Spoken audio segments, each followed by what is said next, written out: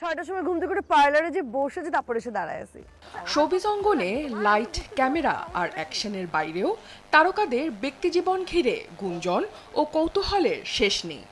দর্শক ভক্তরা যেমন পর্দার চরিত্রে মুগ্ধ হন, তেমনি তারকাদের ব্যক্তিজীবনও হয়ে ওঠে আলোচনার কেন্দ্রবিন্দু। কখনো তা সত্য, আবার কখনো তা নিছকই মন গড়া কল্পনা। এবার সেই আলোচনার কেন্দ্রে ছোট পর্দার জনপ্রিয় অভিনেত্রী সারিকা সাবরিন। শোনা যাচ্ছে পরকীয়ার জেরে সারিকার দ্বিতীয় সংসারেও বাজছে ভাঙনের সুর। 2022 সালে পরিবারের পছন্দে দ্বিতীয় বিয়ে করেন সারিকা। স্বামী আহমেদ রাহি একজন টেক্সটাইল ইঞ্জিনিয়ার, সেই সঙ্গে দৃক ব্যান্ডের বেস গিটারিস্ট, গীতিকার ও সঙ্গীত পরিচালক। শুরুটা ভালোই ছিল, কাজেও নিয়মিত দেখা যাচ্ছিল সারিকাকে। সম্প্রতি গুঞ্জন উঠেছে দ্বিতীয় বিয়েতেও ভালো নেই সারিকা। একাধিক গণমাধ্যমের খবর, সারিকা ও রাহি বর্তমানে আলাদা থাকছেন এবং তাদের বিবাহ বিচ্ছেদ প্রায় চূড়ান্ত পর্যায়ে। পরে আমি দেখতেছি, তুই চিনিস না আমি কে, আমি সিলভি, আমার বংশের তুই চিনিস না। এই ভাঙনের পেছনে উঠে আসছে এক গুলশান ভিত্তিক কেমিক্যাল ব্যবসায়ীর নাম, যার সঙ্গে নাকি পরকীয়ায় জড়িয়েছেন সারিকা। জানা গেছে ফ্যাসিস্ট সরকারের শাসনামলে প্রভাব খাটিয়ে অর্থ লুটপাট সহ বিভিন্ন সুযোগ সুবিধা নিয়েছেন এই ব্যক্তি।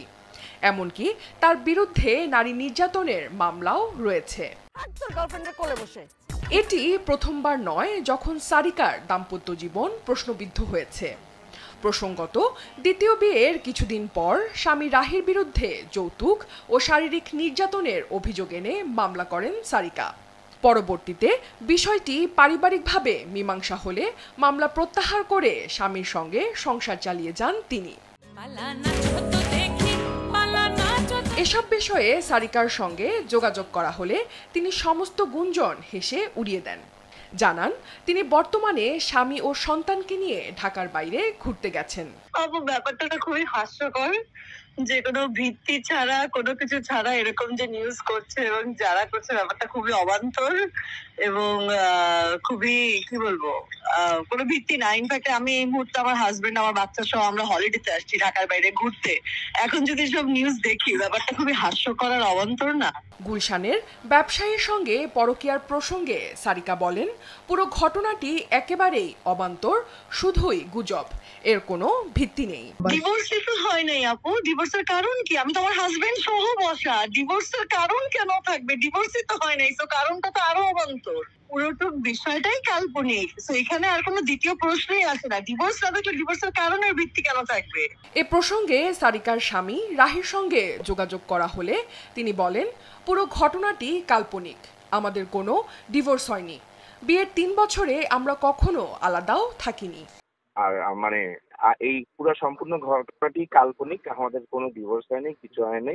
আমরা বিয়ের 3 বছরের বেশি অলমোস্ট আমরা কখনো আলাদাও থাকি নাই। আর স্বামী স্ত্রীর মধ্যে ছোটখাটো যেসব ঝগড়া স্বভাব হয় ওইরকমই হয়েছে, কিন্তু আমাদের এরকম কখনোই সেপারেশনে যাওয়ার মতো কোনো বিষয় কখনো। তিনি আরো বলেন, আমি খুবই সাধারণ মানুষ, আমার জন্য এই ধরনের খবর খুবই বিব্রতকর। আমি তো সেলিব্রিটি না, রাইট? আমি একটা সাধারণ মানুষ, আমার খুব সাধারণ মানুষদের সাথে মিশে আমার লাইফ ঠিক করতে হয়, রাইট? তো আমার জন্য এই ধরনের নিউজ নেওয়াটা খুবই মানে অপ্রীতিকর। তো এই পয়েন্টের বলবো, এই ধরনের নিউজ খুবই বিব্রতকর, খুবই বিব্রতকর। এবং কেন কিছু কিছু সাংবাদিক জাস্টিফাই, আপনি কল দিয়েছেন, আই অ্যাপ্রিশিয়েট, রিয়েলি অ্যাপ্রিশিয়েট যে আপনি ক্রস চেক করছেন, বাট কিছু কিছু সাংবাদিক কোনো প্রকার ক্রস চেক ছাড়াই যদি এরকম নিউজ করে, এটা দুঃখজনক এবং আমাদেরও সোশ্যাল হ্যারাসমেন্টের শিকার হইতে হয় এগুলোর জন্য। উল্লেখ্য, 2006 সালে মডেলিং এর মাধ্যমে মিডিয়ায় পথ চলা শুরু সারিকার। একটি মোবাইল ফোন কোম্পানির বিজ্ঞাপন তাকে রাতারাতি জনপ্রিয় করে তোলে। এরপর নাটক ও ওয়েব ফিল্মে অভিনয় করে দর্শকপ্রিয়তা লাভ করেন সারিকা।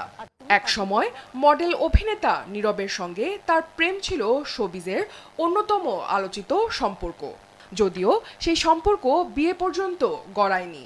সারিকার প্রথম বিয়ে হয় 2014 সালে মডেল ও ব্যবসায়ী মাহিম করিমের সঙ্গে। সে সংসারে তাদের একটি কন্যা সন্তান রয়েছে। কিন্তু সম্পর্কে টানাপোড়েনের কারণে প্রথম বিয়েও বিচ্ছেদে গড়ায়।